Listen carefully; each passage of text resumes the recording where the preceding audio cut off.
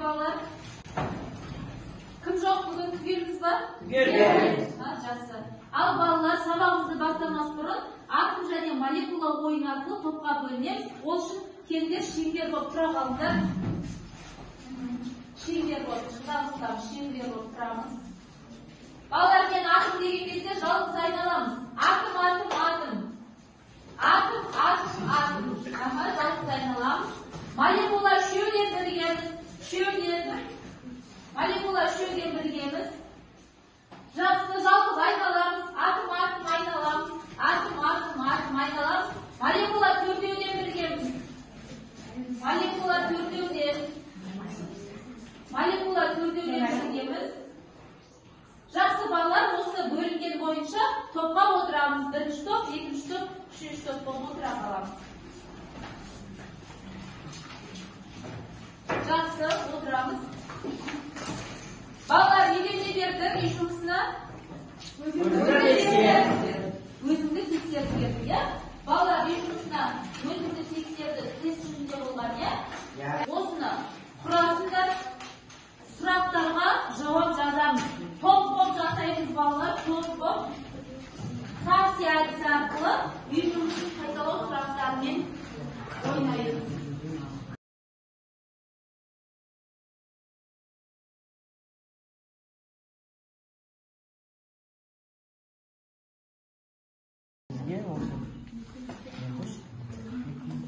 Сұрағы, жауабы, е?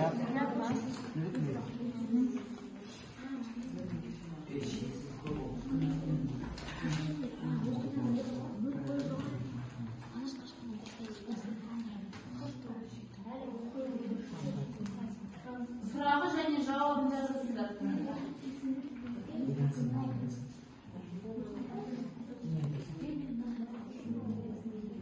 Қане балалар, біттік па құрастырып? Қане қай топ бітті, белгі береміз. Қане біткен топ. Жақсы, онда диаметр тобы шығып қорғай бергеніміз жылдам. Бірінші бітті диаметр тобы. Жақсы қорғаймыз. Бізге мынандай сұрақ берілді. Екі нүкте арқылы неше түзу жүргізуге болады? Екі нүкте арқылы бір түзу жүргізуге болады. Дұрыс па балалар? Бір нүкте арқылы неше түзу жүргізуге болады? Шексіз көп. Параллель түзудің анықтамасы жазықтықта екі түзу қиылысса, ортақ нүктесі болмайды. Бұрышты өлшейтін құрал транспортер деп аталады. Жақсы, дұрыс па балалар? Жақсы балалар, сендерге онда мынадай жақсы деген гүл берейін. Жақсы, сұрақтарым дұрыс, жауабы. Отырамыз, келесі тобымыз шығамыз. Қорғаймыз тақтаға шығып, радиус тобы. Балалар, тыңдаймыз, қане, жауабы дұрыс деген. Бізге мынандай сұрақтар берілді. Перпендикуляр түзудің белгіленуі АО перпендикуляр АБ-ға. Дұрыс па балалар? Екі нүкте арқылы неше түзу жүргізуге болады? Екі нүкте арқылы бір түзу жүргізуге болады. Үш бұрыштардың ішкі бұрыштарының қосындысы 180 градусқа тең. Кесінді дегеніміз не? Екі нүктені қосатын түзу. Дұрыс, жақсы балалар. Дұрыс, я жақсы. Біздің бұл тобымызда дұрыс жауап берді. Сіздерге де жақсы деген бал береміз. Отыра қойыңыздар. Келесі топ шығамыз, жылдам шығып қорғаймыз.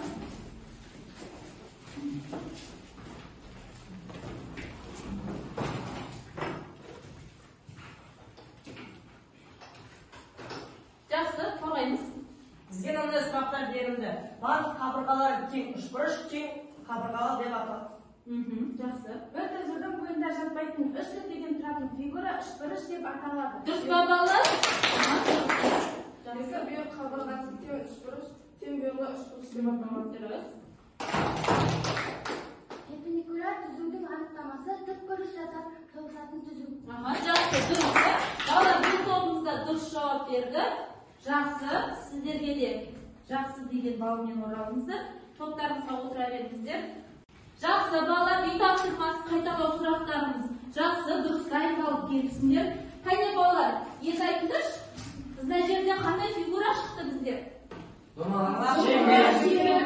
Домалақ ақ шеңбер фигурасы шықты, я? Демек балалар, біздің бүгінгі өтетін жаңа тақырыбымыз шеңбер, дөңгелек және оның элементтері мен бөліктері деген жаңа тақырыппен танысамыз.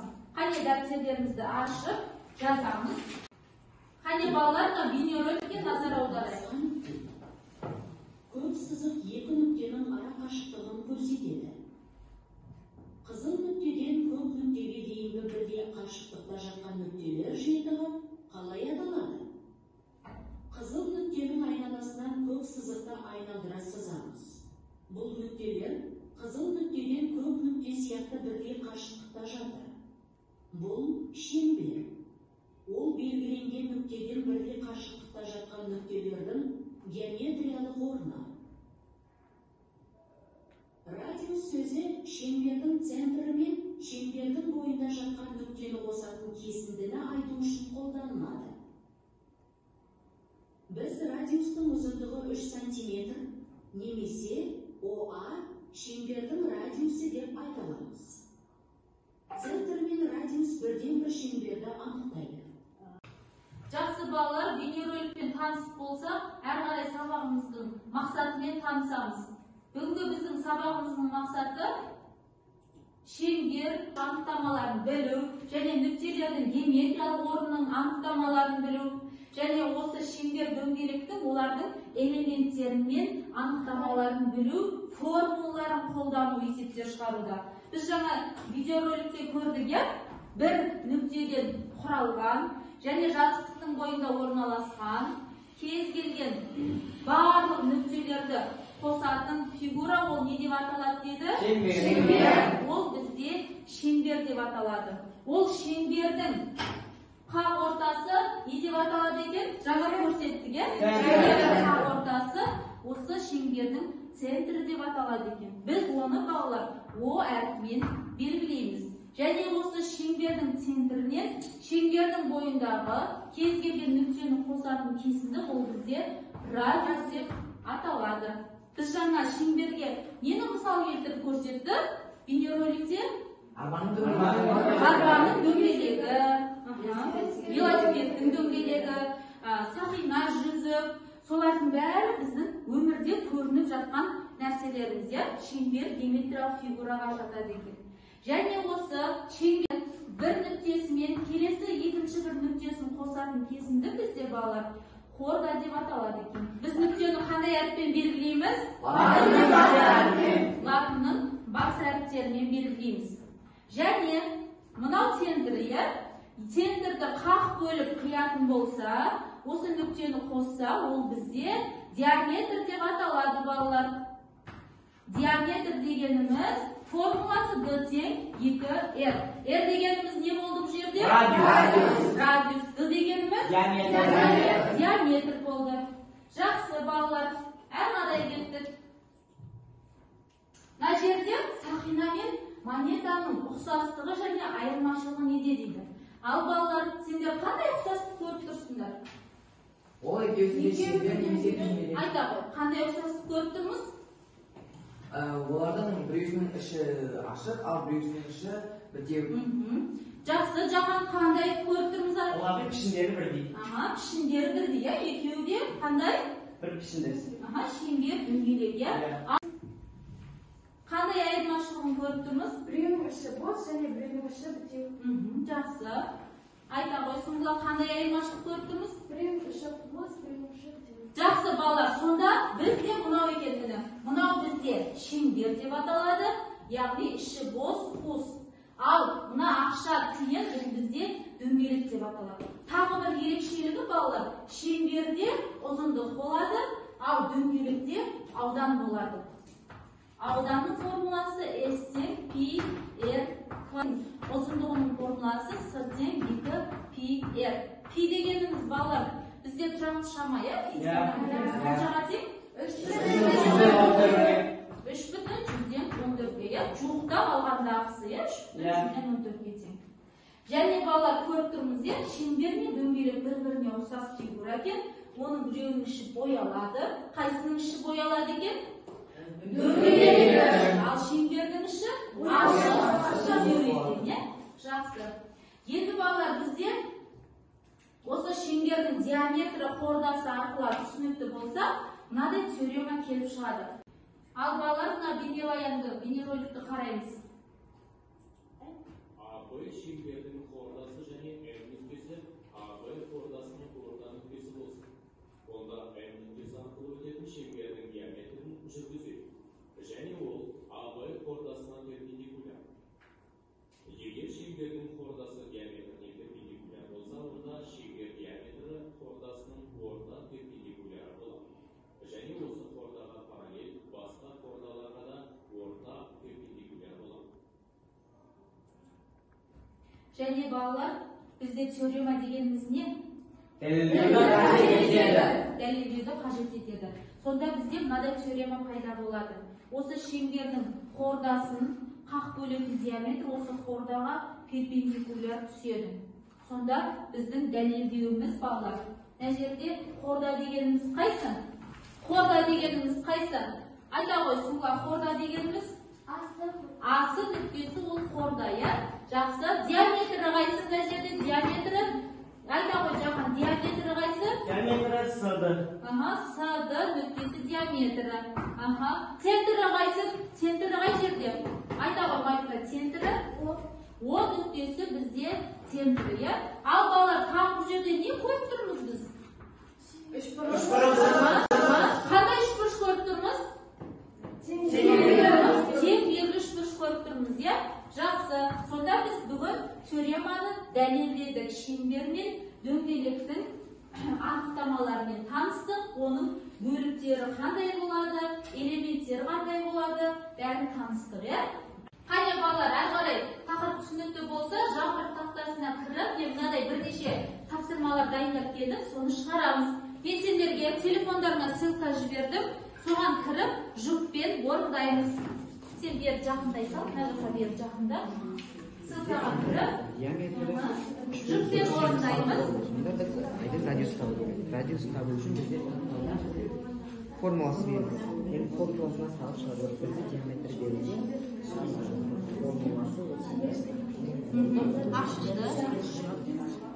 формулаға салған кезде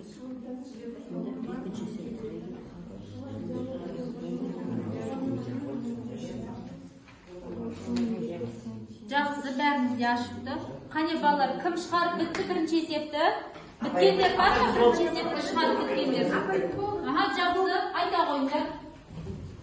Айдың диаметрі 3476 метр. Айдың радиусын табыңыз.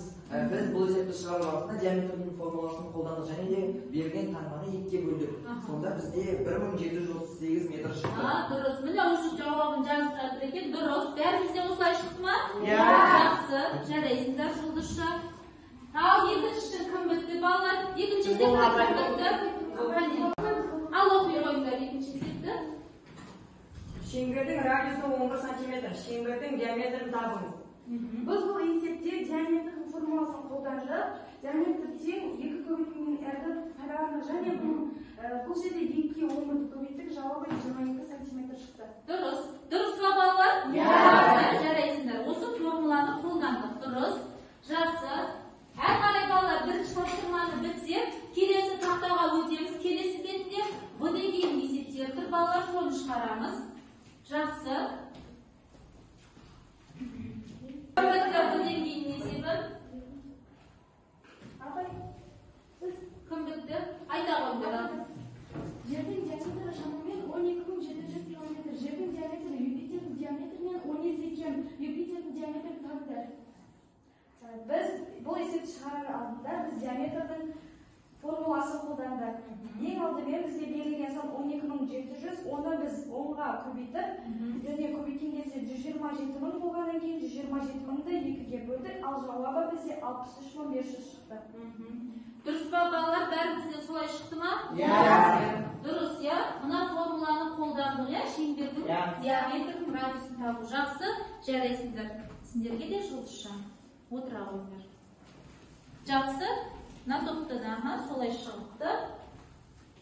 Алдын дұрыс шығыпты. Жақсы, жарайсыңдар балалар.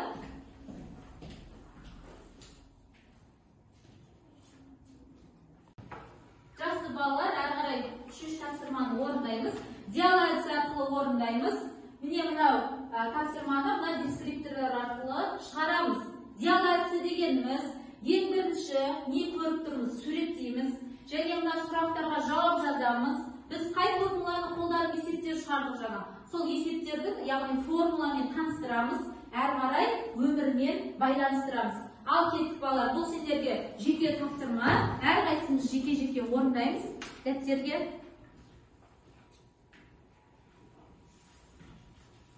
Не көріп тұрмыз балалар? Қандай бейне көріп тұрмыз? Шеңбер. Шеңбер көріп тұрмыз, иә? Шеңберді қандай құралмен сызамыз? Шеңберді циркульмен, жақсы, циркульмен жақсылап сызамыз. Сыздық. Сұрақтарға жауап жазамыз.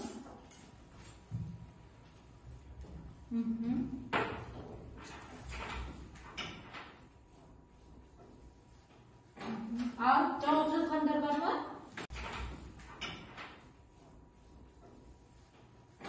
Ал жауап жазғандар бар ма?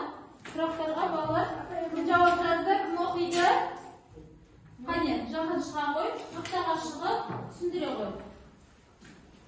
Біз бұл суретте шеңберді көріп тұрмыз. Ал оның центрі бізде 10 нүктесі болады. Ал оның радиусы одан 10 нүктесіне дейін барады. Бізде радиустың формуласы R тең D бөлінген 2. Біз оны өмірмен сәйкестендірсек, бізде шашқа тағатын резеңке мысал келтіруге болады. Иә, шаш буғыш қыздардың, иә? Жақсы, дұрыс. Дұрыс қой балалар, иә? Мен жұлдызша, жақсы. Ал тағы да кім бітті? Жақсы балалар, әрі қарай кім бітті тағы да? Кім қорғайды? Жаһан құсау тақтаға шығып, кім қорғайды? Шыға қорғай көздерде. Бұл жерде бізде диаметр ады болып саналады. Және ол диаметрдің формуласы 2 көбейтілген r. Дұрыс. Және бұны өмірмен сәйкестендірсек, велосипедтің дөңгелегі болады. Жаңа шеңберге велосипедтің дөңгелегі. Дұрыс па балалар, келсеңіз ба? Жақсы, сізге де жұлдызша. Жақсы, жауабыңыз дұрыс. Тағы да қандай сұрақтар қалып қалды? Кім шығып қорғайды? Тағы кім шығады? Шыға Бекнұр. Бізде доға дегеніміз ол D нүктені доға деп алсақ болады. және С мен А нүктесін доға деп алсақ болады. Доғаның белгісі қалай белгіленеді доға? Доғаның белгісі осылай болып белгіленеді. Бізде доға шын өмірдегі тағыға ұқсайды. Иә, жақсы. Ал шеңберге тағы өмірде не мысал келтіреміз? Шеңберге арбаның дөңгелегі немесе велосипедтің дөңгелегі жатады. Жақсы, дұрыс. Дұрыс па балалар? Сізге де жақсы деген смайлик береміз. Жақсы балалар, жалпы бүгінгі сабақ түсінікті ғой, иә? Сонда шеңбер мен дөңгелектің қандай элементтерімен таныстық сонда біз бүгін?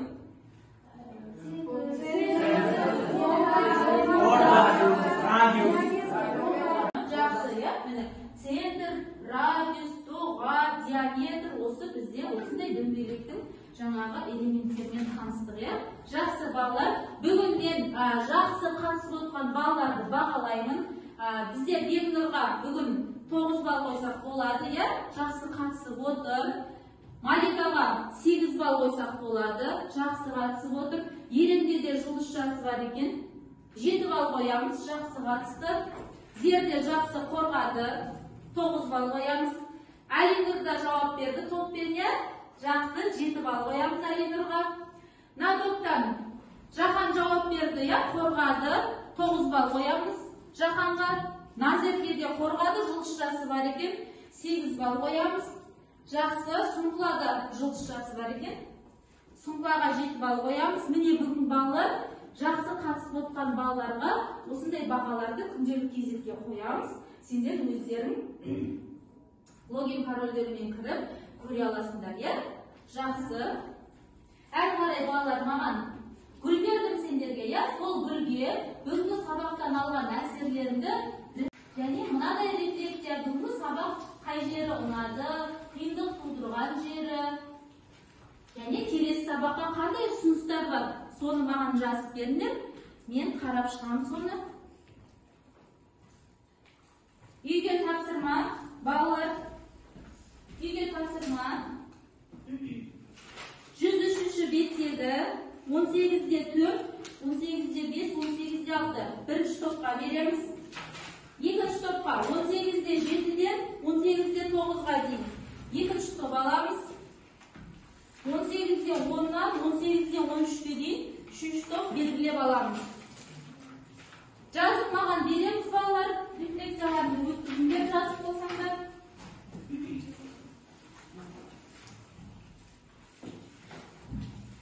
Жақсы. Бүгінгі сабақ ұнады ма балалар сендерге? Жақсы, сендерге де көп рахмет. Жақсы қатысып отқан оқушыларға да рахмет. Осымен сабақ аяқталды. Сау болыңдар.